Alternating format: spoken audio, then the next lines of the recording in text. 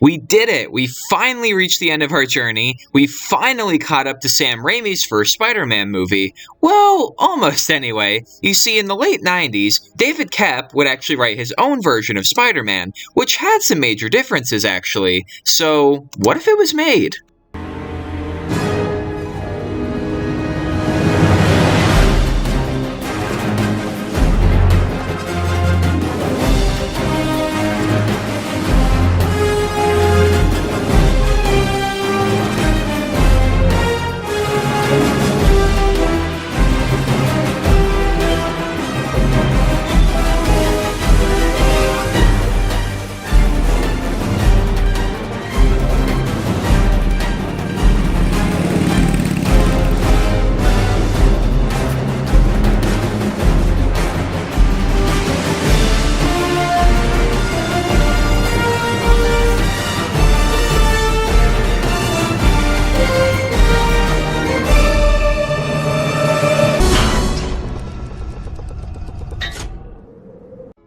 After Columbia had met with a number of different potential directors for their Spider-Man movie in 1999, they hired Sam Raimi to direct in January of the year 2000. Columbia's chairwoman, Amy Pascal, had always had Raimi in mind due to his love of comic books. As for the screenwriter, they'd hired David Koepp. Koepp was most well known by this point for his work on Carlito's Way, the first Mission Impossible film, and the first two Jurassic Park movies. Koepp came in with his own idea for Spider-Man.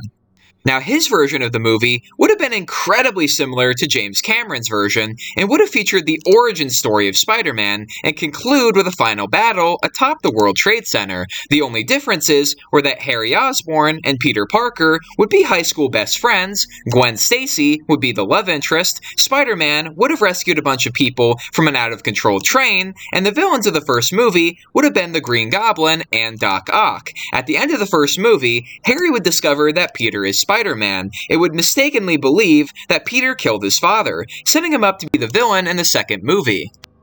However, Sam Raimi wasn't really the biggest fan of this version. He believed that having 3 origin stories in just one film would be too much. Thus, Scott Rosenberg, the writer of Con Air, would be brought in to rewrite some of his treatment. He would decide to remove Doc Ock from the movie entirely. He replaced Gwen Stacy with Mary Jane Watson, and decided to save Harry learning about Peter's secret identity for a possible sequel instead. Rosenberg, however, would choose to remain uncredited on the final movie, though Koepp ultimately was credited, and thus we'd finally get a Spider-Man movie in the year 2002, which was thankfully worth the long-ass wait.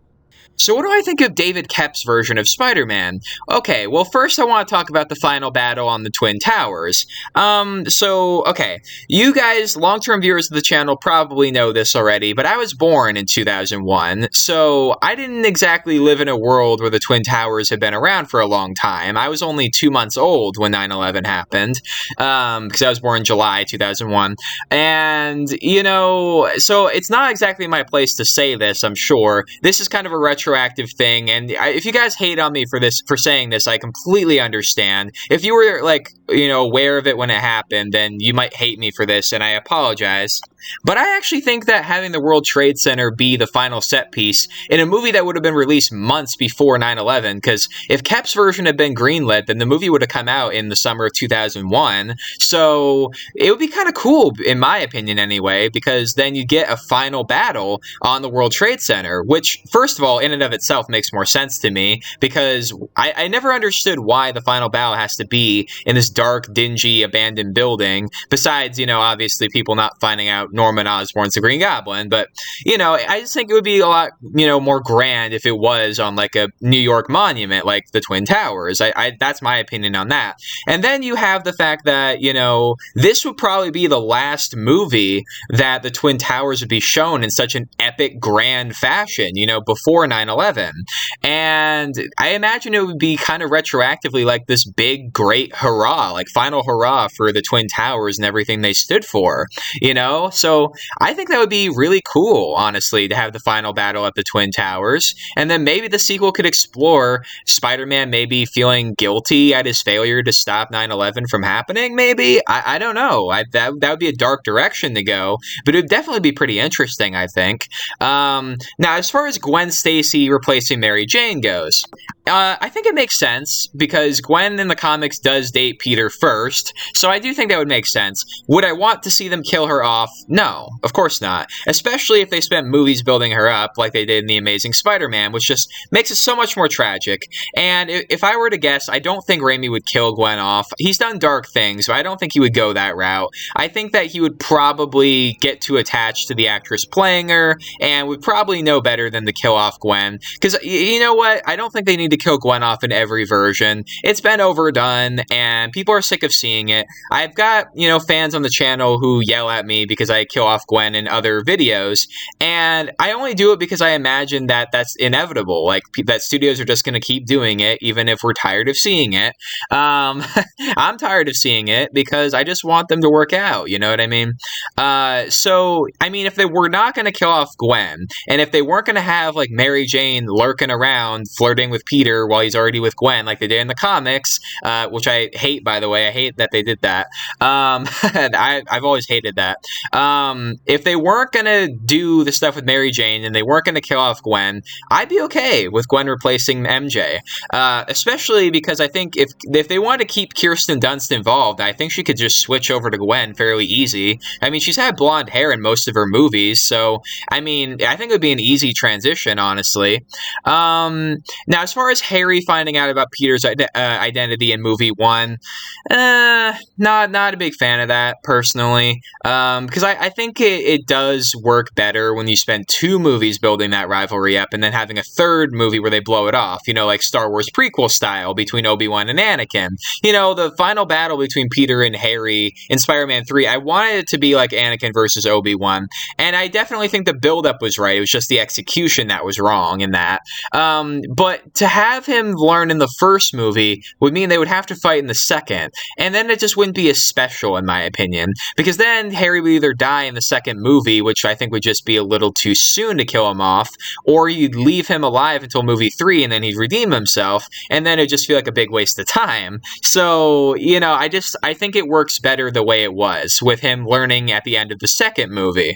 And now, as for both Green Goblin and Doc Ock being the villains, I'm glad they cut that, because I do think that movies, sometimes they don't know when there's too much going on, and Sam Raimi knew going into Spider-Man 3 that there were too many villains.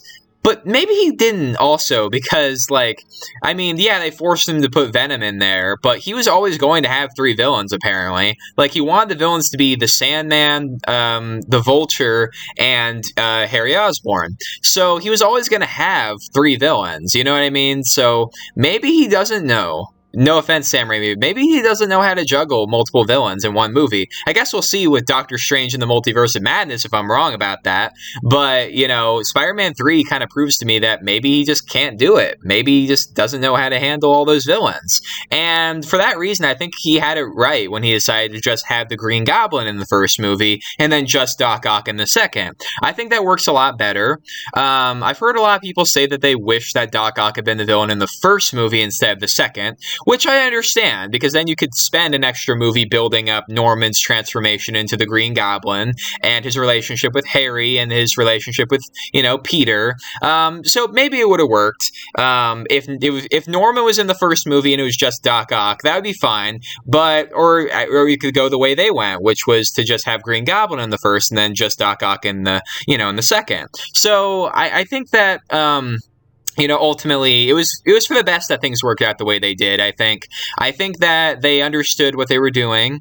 I think that Mary Jane was fine. I think that it would have been nice for it to be Gwen, but I'm okay with it being MJ. The final battle was still epic, even though it wasn't on the Twin Towers.